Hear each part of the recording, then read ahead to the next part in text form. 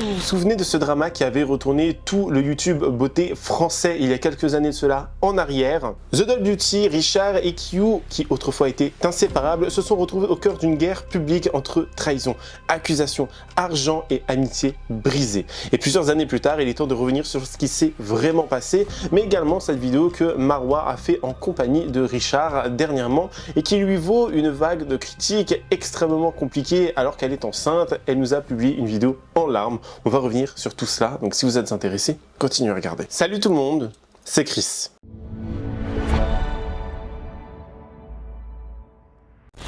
Avant de commencer la vidéo et pour ceux et celles qui veulent rester au courant de l'actualité, les faits divers, les dramas, les influenceurs, mais également les storytime, tout cela sans filtre et sans langue de bois, je vous invite à vous abonner et à activer la cloche de notification pour être toujours au rendez-vous.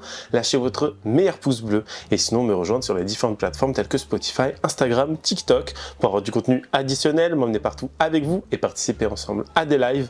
Merci beaucoup. Dans cette histoire, dans ce drama, il y a en fait deux autres sous-parties qu'on va venir séparer. D'un côté, on a The Doll Beauty, donc Marwa et Richard qui étaient extrêmement proches, ils se connaissent depuis plusieurs années, c'était le duo iconique en 2016 dans l'univers de la beauté, c'était vraiment les personnes que tu devais suivre quand tu étais passionné de beauté, de lifestyle, etc. Et de l'autre côté, on a The Doll Beauty, Marwa et Q.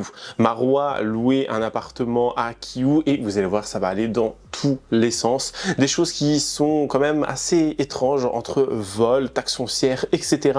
Oui, encore une fois, une histoire d'argent. Et vous allez voir, l'argent est au cœur de toutes ces histoires, honnêtement. Et beaucoup d'articles de presse à l'époque nous parlaient de tous ces duos iconiques, ces trios iconiques sur le YouTube game français.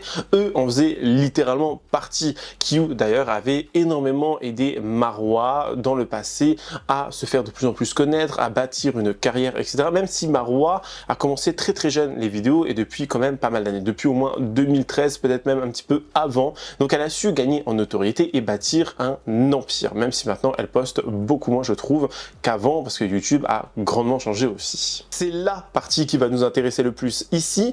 En 2019, Sephora était c'était à son plein. Voilà, ils étaient en train de faire énormément de ventes. La beauté n'était pas la même qu'on le connaît actuellement. Le clean girl era, le machin, le make-up, la skincare, machin, c'était totalement différent. Là-bas, à l'époque, en 2019, c'était les full face, les palettes, de la couleur, les poudres, le matifiant, le machin, le truc, le bidule. C'était littéralement un tout autre univers. Sincèrement, rappelez-vous vraiment des make-up 2019. Des fois, ça manque un peu quand même, on va dire les termes. On a Sephora qui va venir commander une collection en collaboration avec Richard et avec Marwa. Cette collaboration va être en lien avec leur amitié, mettre en avant leur amitié, etc. Donc, bien entendu, ils vont devoir avoir besoin des deux influenceurs réunis sur le projet, faire des photoshoots, lancer des productions de palettes, etc., etc.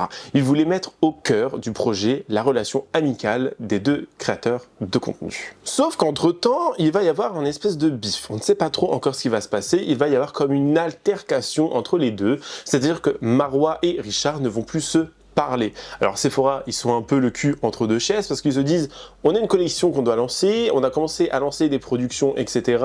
Mais les gens ne sont plus ensemble. Qu'est-ce qu'on fait? Est-ce qu'on essaie de les rabibocher le temps du shooting, le temps de la collab, le temps de ci, le temps de ça? Ou est-ce qu'on sépare les deux projets pour éviter la moindre casse? Parce que, à mon avis, Sephora ont dû mettre quand même pas mal d'argent dedans. Bon, après, quand tu regardes les palettes, tu te doutes bien que ça venait de Chine, tu te doutes bien que ça faisait, voilà. C'était pas non plus le truc exorbitant, c'était une palette tout ce qu'il y a de plus simple. Voilà, c'était une palette vraiment en carton avec quelques couleurs dedans. Ils se sont pas non plus foulés, mais bon, c'était 2019. Il faut savoir que tout cela a vraiment commencé le 26 octobre 2020 lorsque Marwa va annoncer sa collection avec Sephora sur sa chaîne YouTube.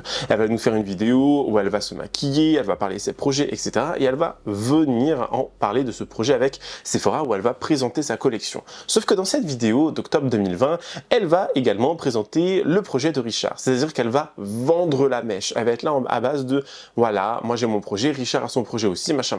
Donc elle va enlever ce truc de surprise, elle va enlever le pain de la bouche de Richard. Et ça, Richard ne va pas apprécier, il va même nous faire des stories à l'époque sur Instagram, un peu en larmes, un peu dégoûté, où il va dire que Marwa lui a retiré ce plaisir. Regardez. J'espère que vous avez passé une bonne journée. Moi, j'ai vu un ami, on a pris un petit café, c'était cool. Jusqu'à ce que des petits messages arrivent à mes oreilles. Donc pour ceux qui n'ont pas vu, Marwa, donc The Doll Beauty, a sorti sa vidéo aujourd'hui sur YouTube où elle dévoile sa collaboration, ses swatchs, son tuto. Mais ce n'était pas le message principal de la vidéo. Le message principal de la vidéo était l'histoire, encore des dramas, derrière la vidéo, derrière la collaboration, pardon. Et dans cette vidéo, elle juge tout simplement utile de dévoiler, parce que c'est clairement ce qu'elle a fait, que j'ai créé une palette avec Sephora collection et qui va donc sortir bientôt. Voilà. Je ressens plusieurs trucs en fait, un petit peu de la colère parce que ça faisait plus d'un an que je travaille là-dessus et de l'incompréhension, de la tristesse. Pourquoi tu viens me voler ça en fait? C'est pas à toi de le dire, c'est pas à toi de dire que je vais lancer une palette avec Sephora, c'est pas la tienne, c'est la... En fait, je comprends pas. J'ai l'impression que c'est en mode je veux me sortir des dramas, de la sauce, comme quoi j'aurais volé sa collab et tout. Mais du coup, pour me finir, c'est clairement ça, du coup, je vous le dis, voilà, ici, sa palette avec Sephora. Franchement, je sais vraiment pas qu'est-ce que j'ai pu faire de mal dans ma vie pour qu'on vienne me faire ça, en fait. C'est le projet sur lequel je me focusais maintenant. Ça fait 1 an que je travaille dessus. J'avais trop hâte de vous le dévoiler. J'avais toute une stratégie de com, parce qu'en fait, ça, on n'y pense pas, mais en fait, il y a une stratégie de communication pour Sephora et pour moi. Donc, Marwa, du haut de ses 25 ans, décide de ruiner le reveal de produits pour Sephora et pour moi. Donc, voilà. Comme si toute cette histoire, ça m'a pas fait assez de mal, tout. Non, il fallait qu'on finisse avec le projet le plus gros de ce que j'ai fait jusqu'à maintenant, qui me tenait le plus à cœur, sur lequel je pouvais me focuser pour oublier tout ce qui est arrivé, ce qui m'est arrivé cette année. Ça, fallait qu'on me le prenne aussi, il fallait qu'on le dise aux gens. Au fait, Richard, il sort qu'une patte avec Sephora. Tu pouvais pas juste parler de ta collection, tu pouvais pas juste dire j'ai sorti ma palette, regardez, être positif, regardez ma palette, mes swatchs, mon maquillage. Non, obligé de vouloir toujours du drame, du clic, du buzz dans le titre de la vidéo, l'histoire avec l'emoji à l'envers. Enfin, même si elle a pas du tout été méchante envers moi dans la vidéo, je l'ai très bien noté, elle a pas du tout, encore heureux, elle a pas du tout été méchante envers moi dans la vidéo, mais elle a juste révélé mon plus gros projet. Que je sortais une palette avec Sephora. Quand elle savait pas, quoi exactement elle savait pas. En fait, je comprends pas ce truc. Elle a sa tête chez Sephora parce que j'ai proposé à Sephora de faire ça ensemble. Donc, merci Richard, mais je suis pas là pour ça. Et en plus, tu veux ruiner mon lancement, genre à dévoiler tant de temps avant que moi j'essaie de le dévoiler, mon truc. Genre, tu me le voles. C'était mon seul truc qui me restait, tu me le voles. En fait, je trouve ça super dur de vouloir se sortir des dramas, des problèmes en écrasant encore des autres personnes comme ça. Franchement, ça commence à devenir vraiment dur. Pourtant, je suis pas du tout quelqu'un qui pleure, machin, etc. et tout. Mais il y a eu tellement de choses et c'était la seule chose sur laquelle je me raccrochais et on me l'a pris. Enfin, c'est pas rien. C'est pas rien. Vous pensez que Rihanna aurait été heureuse que 4 mois avant qu'elle lance sa marque, quelqu'un le dise, qu'elle la sorte? Enfin... Et on peut comprendre ici que Richard avait envie de présenter son projet lui-même, de le faire de son côté, parce que c'est un gros projet, c'est un truc de... Je pense qu'on n'a pas tous l'occasion de dire dans sa vie, j'ai collaboré avec Sephora, on a créé une palette ensemble. Donc il voulait en parler lui-même, il voulait communiquer là-dessus lui-même, et même pour Sephora, c'était mieux que ce soit lui qui en parle, parce qu'il garde l'effet de surprise, il garde ci, il garde ça, le timing est un peu plus différent, c'est-à-dire que en fait, Marwa a sorti sa palette avant, et Richard allait la sortir un peu plus après. Donc les ventes auraient peut-être été moindres, les ventes auraient fait moins sensation peut-être. Vous voyez, il y a plein d'histoires, il y a plein d'éléments à prendre en considération ici. Donc Richard n'a clairement pas accepté et je peux le comprendre. Voilà, je peux totalement le comprendre. Je peux comprendre que ça lui fasse du mal au plus profond et que vraiment il sente ça comme une trahison. Et franchement, je pense qu'on aurait tous eu la même réaction que Richard. Voici ce qu'on pouvait lire dans la presse à l'époque. Une story de clarification de Marwa, qui est toujours archivée via un ancien riposte, indique qu'elle voulait remettre les choses au clair et qu'en racontant le projet initial à deux, elle ne cherchait ni à dénigrer le travail de Richard, ni sa communication future. Elle disait également rester reconnaissante des projets qu'ils avaient réalisés ensemble. ma belle, s'il te plaît, pas à nous. Le drama avec Kyu, je vais être très rapide là-dessus parce que c'est clairement pas ça qui nous intéresse aujourd'hui, mais je pense qu'il faut que vous compreniez que vraiment ce trio iconique à l'époque, bah, il était iconique. Voilà, oui, on sait, ici, les mots ne sont pas très recherchés. Mais ce trio était vraiment, c'était l'un des trios qu'il fallait suivre. C'était un petit peu les trois mousquetaires. Vous voyez, donc quand il y a eu cette embrouille avec Richard, il y a également eu cette embrouille avec Kyu. Kyu, qui est propriétaire à l'époque de l'appartement que loue Marwa. Et il y a eu pas mal de choses. Marwa va notamment dire qu'il y avait eu des problèmes avec certaines taxes foncières, il y avait eu des problèmes avec certaines intrusions dans son appartement, parce qu'elle insinuait que Kyu donc avait un double des clés, qu'elle était rentrée chez Marwa, et qu'elle avait volé quelques affaires, des affaires de luxe, etc. etc. Et bah, Kyu va devoir réagir à tout cela, elle va être choquée, elle va se dire mais attends, c'est quoi ce retournement de situation? Alors on n'était pas là, on n'a pas les preuves, on n'a pas les machins, on n'a pas les trucs, il y a deux, il y a deux histoires bien distinctes ici, l'une est accusé par l'autre, l'autre accuse l'une, enfin vous voyez ce que je veux dire. Donc au bout d'un moment, Kyu va dire bah écoute, je veux des excuses publiquement. Et Marwa va refuser. Marwa va dire bah non, parce que je pense que tu m'as volé en gros. Je vous la fais très courte ici parce que au bout d'un moment cette histoire, je crois qu'elle existe depuis tellement longtemps, mais je vais vous expliquer, enfin je vais laisser Marwa vous expliquer elle-même parce qu'en 2024 ou 2025, enfin bref, elle a fait un TikTok il y a quelques années de cela en arrière où elle revenait sur cette histoire, où elle nous expliquait cette histoire avec ses propres mots. Et ça, les gens l'ont attendu pendant très longtemps. Regardez. Vous savez quoi? C'est parti, je vais vous raconter. Petit disclaimer. Première chose, cette vidéo n'est absolument pas pour attiser la haine. Donc s'il vous plaît, je compte sur vous pour pas aller harceler les gens qui sont dans cette histoire. Ça fait 5 ans. On est tous passés à autre chose. Deuxième chose, je vais volontairement enlever les noms des protagonistes de cette histoire parce que ce n'est pas utile. Let's go! Alors, pour remettre dans le contexte, parce que le contexte est extrêmement important. J'ai commencé les réseaux il y a des centaines d'années. Et au fur et à mesure des années, j'ai construit ma communauté. Je faisais des vidéos avec ma mère, avec mon chat. Je parlais du ramadan. Je faisais des vidéos avec mes cousines en Algérie. Vraiment, c'était le kiff. J'étais dans ma petite safe place.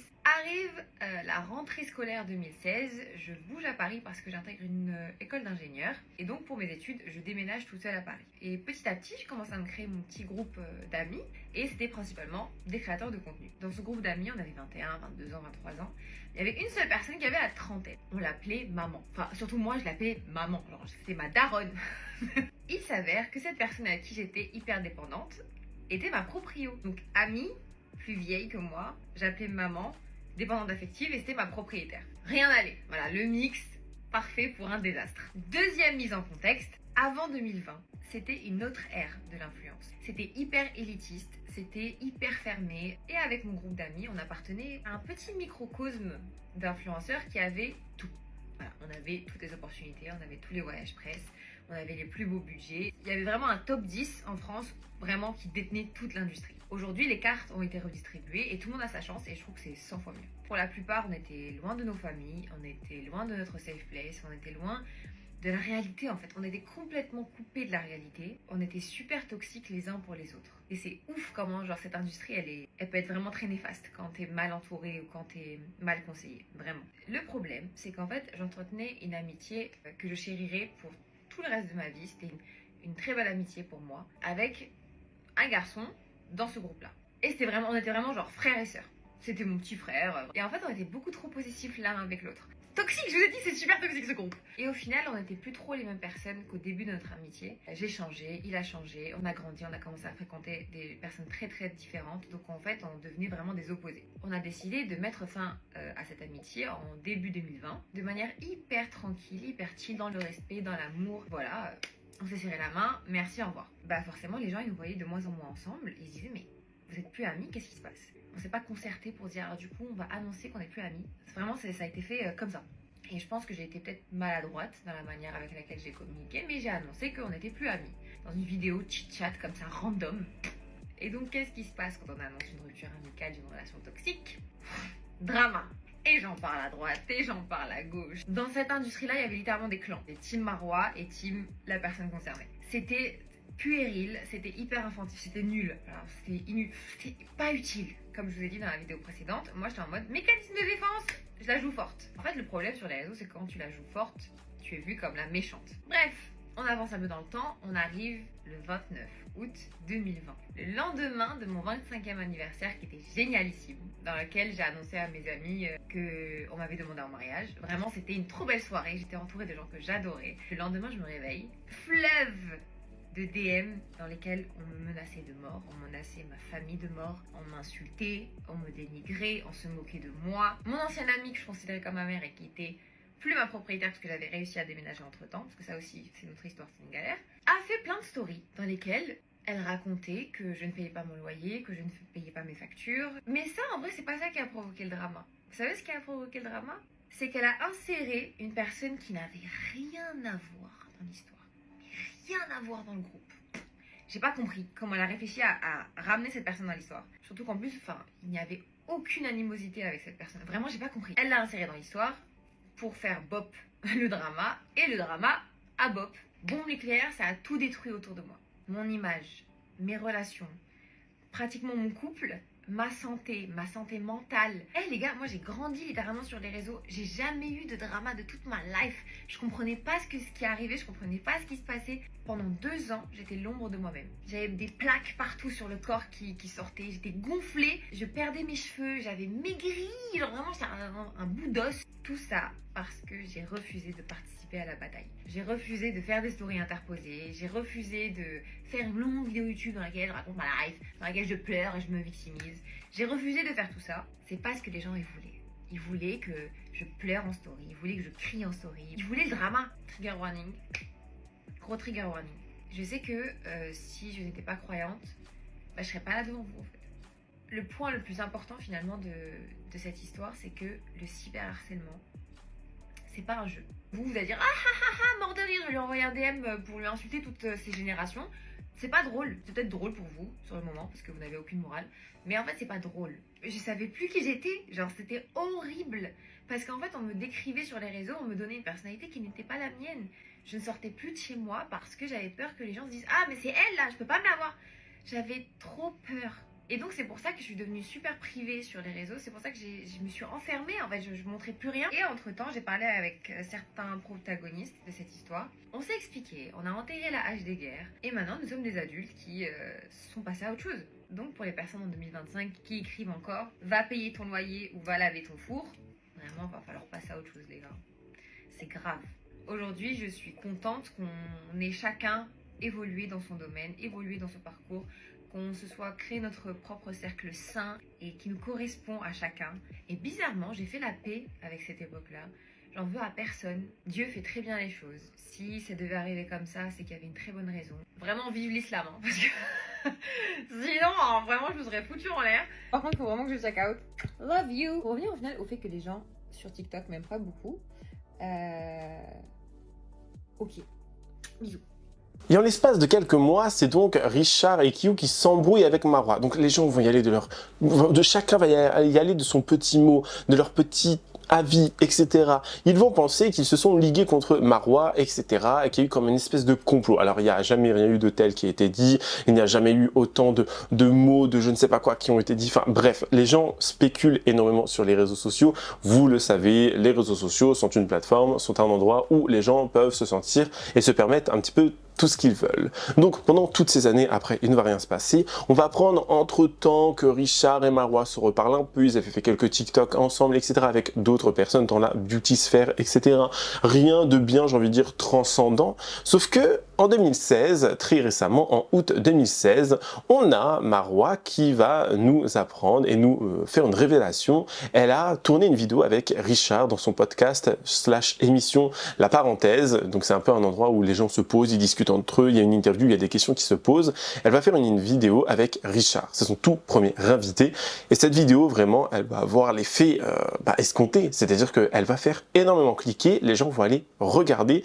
Seulement, les commentaires, eux, ne sont pas très gentils envers Marwa. Après, je suis venu te voir à la soirée de, de ton ancienne agence et je t'ai dit, ça pourrait bien qu'on parle. Ouais, c'est vrai.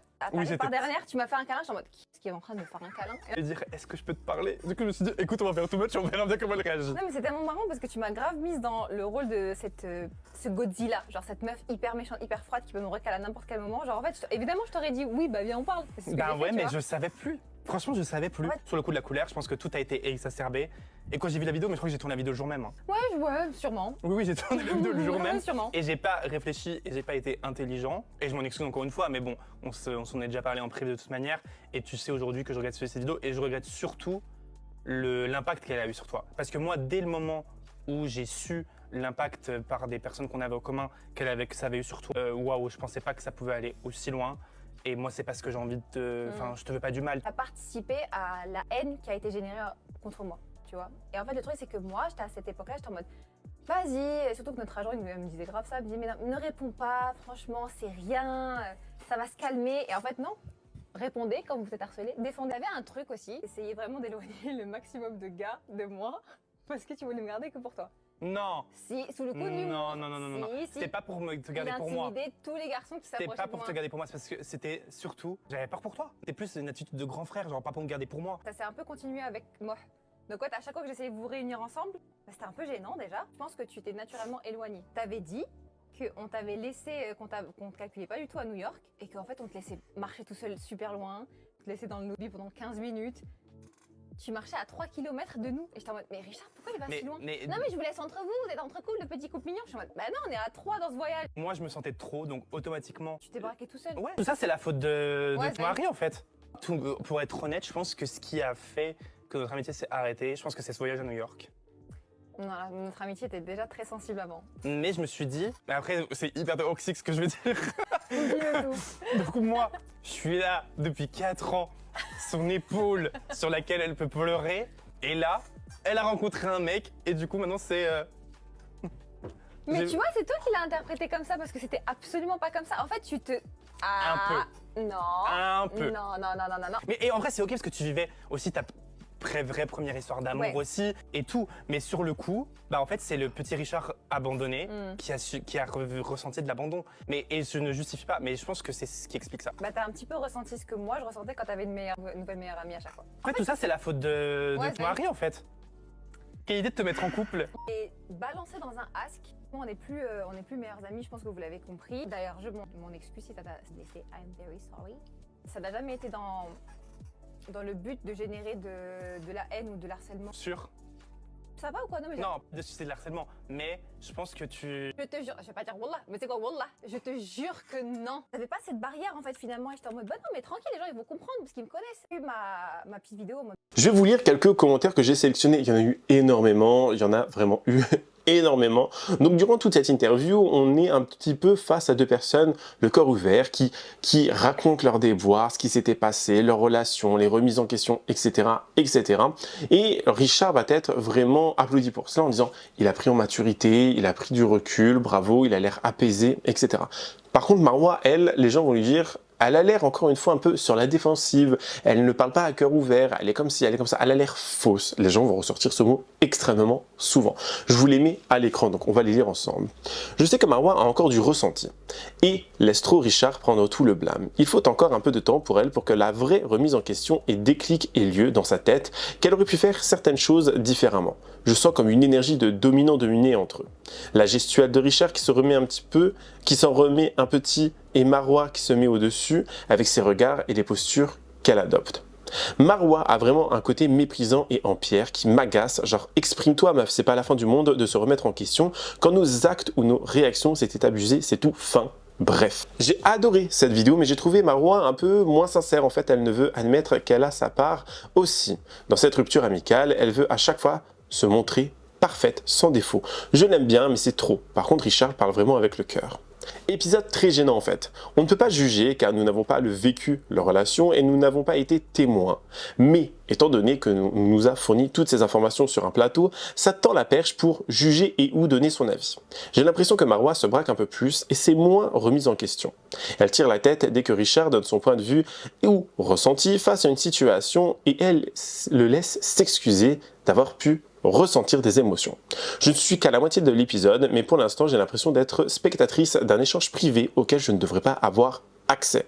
Et pas vraiment spectatrice d'une vidéo sur le thème réparation d'amitié. Pour être plus précise, j'ai l'impression que cette conversation aurait dû être privée. Et seulement ensuite, avec réflexion et recul, une vidéo sur l'amitié aurait pu être faite. Car là, le sujet ne semble pas abouti. Alors il faut savoir qu'ils ont énormément échangé, Richard et Marois, ils le disent eux-mêmes dans la vidéo, qu'ils ont beaucoup échangé, qu'il y a eu beaucoup d'explications dans le passé vis-à-vis de toute cette situation, beaucoup de choses, de machin, ils le disent eux-mêmes. Mais s'il y a ce ressenti, non pas par une, non pas par deux, mais par plusieurs personnes, on peut comprendre que les gens se posent des questions, vous voyez. C'est dommage, on dirait que Marois se décharge complètement de tout à travers cette vidéo. Elle ne reconnaît pas les émotions de Richard, que Richard a pu ressentir au moment où elle l'a connu. Le simple fait qu'elle dise « Oui, je peux comprendre que tu t'es senti isolé, délaissé, etc. Je le comprends. J'aurais pu faire plus d'efforts, et la part des choses, etc. aurait pu sembler plus mature. » Elle ne reconnaît pas ça, on dirait. Double discours fou, une identité construite entièrement sur le fait d'être musulmane et algérienne pour après aller bosser pour des sionistes. Quant à cette vidéo, il y a un malaise clair. Oui, parce qu'actuellement Marois est énormément critiquée parce qu'elle a collaboré, elle était dans l'agence Gisèle Paris, Gisèle qui est et qui suit des personnes très problématiques. Donc Gisèle suit Neta, vous voyez de qui je veux parler, et elle avait liké apparemment des posts et refait des posts, republié des posts, mais on fera ça dans une autre vidéo parce que toute cette histoire, vous allez voir, va quand même très loin. Elle est extrêmement critique, elle comme Lena Situation et comme tant d'autres gros créateurs. Ça se voit que Marois n'est pas du tout sincère, désolé mais voilà. Catastrophe cette vidéo, Marois, tu t'es retourné la balle carrément. L'attitude de Marois, je peux pas. Je comprends tellement Richard. Je ne comprends pas les commentaires, je vois juste deux personnes différentes qui discutent d'un problème qu'ils ont eu il y a des années et qui sont passés à autre chose. Par contre, dans les commentaires, on voit que les fans ne sont pas passés à autre chose. Donc c'est à peu près les commentaires que j'ai pu relever, qui avaient plusieurs points de vue différents, qui divergeaient, etc. Mais en règle générale, beaucoup en fait ont accusé Marois d'être fausse, beaucoup ont pointé du doigt Marois en disant « Ma belle, là tu vois, on n'a pas l'impression que tu es sincère, etc. » Est-ce que c'est le cas? Les gens réagissent différemment. Ils ont moins peut-être les mêmes émotions. Marois est une personne à part entière que Richard aussi. Enfin, vous voyez, chacun est une personne à part entière. Chacun a son vécu, chacun sa façon de parler des émotions, de faire ci, de faire ça. Enfin, ça ne veut pas dire qu'elle en est pas moins empathique, ça ne veut pas dire qu'elle a moins de ressenti ou qu'elle n'a pas eu des émotions à ce moment-là. C'est juste qu'elle le montre différemment. Je pense qu'il faut être aussi un peu clair là-dessus. Sauf que tous ces commentaires vont commencer à l'atteindre. En plus d'avoir ce giga gros drama avec Gisèle Paris, parce que ces commentaires sous la vidéo TikTok étaient remplis de trucs de Gisèle Paris, mais je vous dis, on en reviendra dans une autre vidéo parce que c'est choquant pour beaucoup de personnes, vraiment. Elle va nous poster une vidéo, Marois, où elle est totalement en pleurs, où elle dit voilà, les gens disent que je suis fausse, etc., etc., que j'ai de l'anxiété, que je me mets mal alors que je suis enceinte, etc., etc. Et les gens, oui, s'il vous plaît, faisons attention quand même, Marois est enceinte. Alors je sais pas de combien de mois, au vu de son petit bidon, je sais pas, 5-6 mois peut-être plus, je ne sais pas, ça dépend, voilà, je ne veux pas spéculer là-dessus, mais effectivement, elle est enceinte, il faut faire attention, et je pense que les gens oublient très rapidement que ça peut... Voilà, il peut y avoir de très grosses complications très rapidement avec la santé d'un bébé, avec la santé de la mère, etc. Mais je vous laisse écouter du coup ce que Marois avait à dire. Il y a bien quelque chose que j'ai compris sur les réseaux. Vous ne décidez pas de l'image que vous aurez sur les réseaux. On va décider à votre place. Vous pouvez justifier de n'importe quelle manière, vous pouvez montrer n'importe quoi. Les gens décident à votre place de qui vous êtes. Et en fait, il faut juste que j'accepte. Moi aussi, j'accepte pas.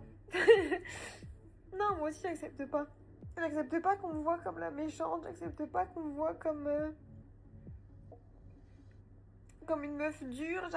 J'accepte pas qu'on me voit comme une meuf froide parce que je sais que je suis pas comme ça.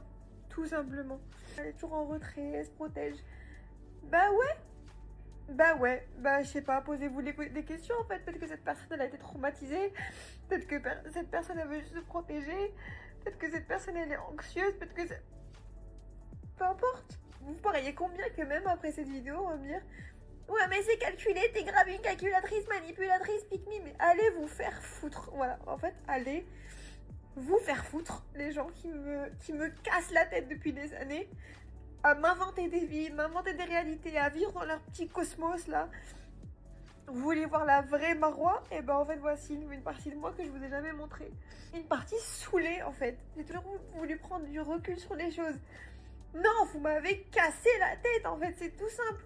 On m'a replongé dans une année où on m'inventait des vies, on m'inventait une personnalité, tout ça parce que, et ça c'est ma faute. Non mais tu sais quoi, ça c'est ma faute en fait. C'est ma faute et moi je pensais que j'étais passée à autre chose. Je pensais que j'étais guérie par rapport à ça, par rapport à ce que les gens porteraient de moi. C'est moi, j'ai voulu toujours donner cette image de femme forte, de femme insensible, qui se laisse pas atteindre. Et je suis comme ça dans les coulisses, voilà. Voilà, c'est comme ça que mes crises d'anxiété, elles sont nées, elles sont intensifiées. C'est comme ça que je me torturais. Et aujourd'hui, je suis en train de me torturer mon bébé parce que je suis anxieuse et j'arrive pas à passer à autre chose. J'arrive pas à avoir une autre émotion que d'être en colère, en fait. Je suis trop frustrée, j'ai trop les nerfs contre ces personnes-là qui me saoulent, qui me gâchent la vie. C'est fou comment vous aimez trop détruire les personnes. En fait, c'est drôle pour vous. C'est trop drôle pour vous, c'est fou ça. Je me suis toujours dit, Marwa ne refait pas les mêmes erreurs. Si tu te fais harceler un jour, parle. Si tu te fais saouler un jour, parle. Et à chaque fois, je me braque. Je me dis, vas-y, c'est pas grave, ça va passer. C'est pas grave, ça va passer. Non, ça passe pas en fait. Parce que les gens n'arrivent pas à passer à autre chose. Même si toi, tu passes à autre chose dans ta life, ouais, ça fait 6 piges. Vous savez ce que c'est 6 piges? Et ben 6 piges, j'ai l'impression de revenir en 2020. Et vous connaissez rien aux histoires des gens. Vous connaissez pas la vie des gens. Même s'ils vous l'expliquent, même si c'est pas à eux de l'expliquer, même si genre ils ont rien à vous dire en fait de leur life, c'est une dinguerie comment il y a des personnes sur cette planète, sur les réseaux sociaux, sont trop investies dans les vies qui les regardent pas en fait. Et s'il vous plaît cet argument de ouais mais ça en fait c'est le revers de la médaille, mais t'es teubé ou quoi? T'es teubé en fait, je suis dans Black Mirror en fait, je suis vraiment dans Black Mirror. Et je vous jure qu'après des années et des années, je suis en train de me dire mais qu'est-ce que je fous là? Genre, qu'est-ce que je fous sur les réseaux? Des fois, genre, je me dis, mais c'est une dinguerie, pourquoi tu te fais subir ça volontairement? Et il y a d'autres jours où j'adore être sur les réseaux, il y a une énorme partie de ma communauté, c'est genre la principale et la majorité. Vous êtes incroyables, vous êtes adorables, vous êtes ma deuxième famille, je vous le répète tout le temps, et je vous le dis tout le temps, et parce que c'est vrai. Et je suis pas quelqu'un d'hypocrite, je suis pas quelqu'un de faux, je préfère ne rien dire que dire quelque chose de faux. C'est ça que beaucoup de personnes ne comprennent pas. Et j'ai pas à me justifier, j'ai pas à être une personne que je suis pas juste pour plaire aux autres. Et j'ai jamais voulu être ça. Sauf que le problème, c'est que sur les réseaux, c'est ça en fait. Vous ne vous rendez pas compte à quel point il y a un nombre incommensurable de personnes sur cette plateforme qui vous mentent, qui vous créent un personnage, qui vous donnent leur réalité. Et tu sais quoi? Eh ben c'est ces personnes-là qui sont adulées, c'est ces personnes-là qui sont kiffées, c'est ces personnes-là qu'on fédère. Voilà, donc en fait vous voulez juste des personnes fausses en fait. Et toi t'es là, tu fais ta life, t'es toi-même, et même si ça plaît pas aux autres, vas-y t'es toi-même. Genre si t'es personne de quelqu'un d'introverti, gardé, réservé, ce que tu veux, bah non, les gens ils acceptent pas. Du coup tu dis ouais c'est elle, manipulatrice vicieuse. Non je suis saoulée, voilà, je suis saoulée. Je suis pas là pour vous pleurer toutes les 2 minutes, je suis pas là pour vous montrer mon anxiété toutes les 2 minutes juste pour prouver que je suis humaine. C'est un délire, c'est vous qui êtes avec moi dans mon lit en train de pleurer à des heures pas possibles. Et le lendemain je reviens comme si de rien n'était, hi hi hi, ah ah ah, ça va la team. Bref. J'aimerais vraiment connaître votre avis dans toute cette histoire parce que vraiment c'est assez fou, c'est une histoire vraiment encore voilà, ça fait 10 ans maintenant, enfin 10 ans non, mais ils se connaissent depuis un petit peu plus de 10 ans, il y a eu toute cette histoire entre Kiyu, Marwa, Richard, etc. Alors je pense pas qu'un jour Kiyu fera une vidéo avec Marwa, etc. parce que elles sont vraiment en bif, genre elles sont vraiment en engueulade les deux, mais voilà, avec Richard, on sait qu'il y a peut-être cette façon, cette petite porte ouverte, cette petite brèche pour parler, faire du contenu, etc. Sachant que Richard a totalement délaissé YouTube, ce qui est un petit peu aussi catastrophique pour beaucoup de personnes, pas pour tout le monde. Voilà, vraiment, les gens sont et ont besoin de ces explications parce qu'ils sont restés, il y a eu ce goût amer qui est resté pendant tant d'années, vraiment pendant beaucoup d'années. Je ne sais pas ce que vous en pensez, mais n'hésitez pas à me donner votre avis le plus sincère, avec courtoisie, respect dans les commentaires. Bien évidemment, je compte sur vous. N'hésitez pas à vous abonner et à activer la cloche de notification pour être toujours au rendez-vous. Lâchez votre meilleur pouce bleu et me rejoindre sur les différentes plateformes qui se trouvent en barre d'infos. Moi, je vous fais plein de gros bisous. Je vous dis à la prochaine. Prenez soin de vous. Bye guys.